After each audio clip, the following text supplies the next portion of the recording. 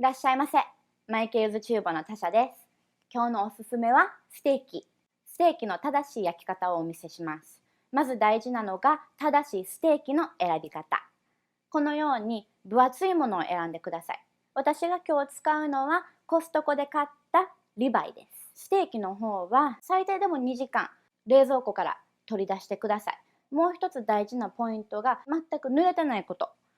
このようにキッチンペーパーで何回もこうやって拭き取ってください。あと必要な材料は無塩バター、ニンニク、塩コショウ、ローズマリー。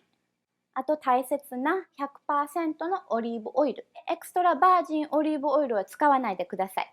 そのオイルは高い温度で加熱するとすぐ焦げてしまうので。あと詳しい分量はマイケルズチューボのウェブサイトに載ってるのでそちらの方を見てください。まずはステーキを塩コショウでまぶします。これフライパンに入れると結構表面から落ちてしまうので大量に塩コショウを振ります。両面とこの端も忘れないように。準備の方できました。それではこれを焼いていきます。まずはフライパンにオリーブオイルを薄くひいてください。で、これをブラシで伸ばします。ステーキから油が出てくるので、ここでオリーブオイルを引きすぎないのがポイントです。で、フライパンの方を先に温めます。私はフォルクの銅鍋のフライパンを使っているので、中火くらいで温めるんですけど、家庭でステンレススチール使っている方はもう本当に一番強い火で5分ぐらい温めてください。温まってくると少しだけ煙がパッと出ます。それが出るとステーキを入れてください。煙の方出てきました。それではステーキの方を入れます。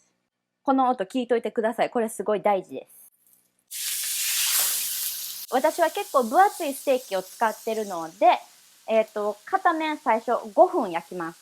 これ入れると絶対触らないこと。5分経ちました。それではひっくり返します。ひっくり返してこっち側は4分間焼きます。4分経過しました。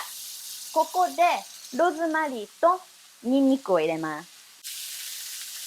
ニンニクも皮を取らずにもうこのまま入れてください。で、ここにバター。端っこの方を焼いていきます。で、こういうふうに端っこに寄せてスプーンでこういうふうに上にかけていってください。で、ニンニクが少しできてくるとこういうふうに上の方にこすって味付けをします。で、これで出来上がりです。焼き終わってからのポイントはこうやってラックの上に10分間置いとくこと。ここで切ってしまうと中の肉汁が全部にじみ出てしまうのでこのように置いといてください。次のポイントはステーキの正しい切り方。筋の方をこうやって横の方を見ていただくとこういう風に入ってます。切り方はその逆です。このように入ってるから私はこう切ります。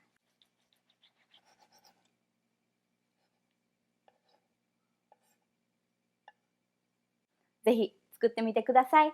Enjoy!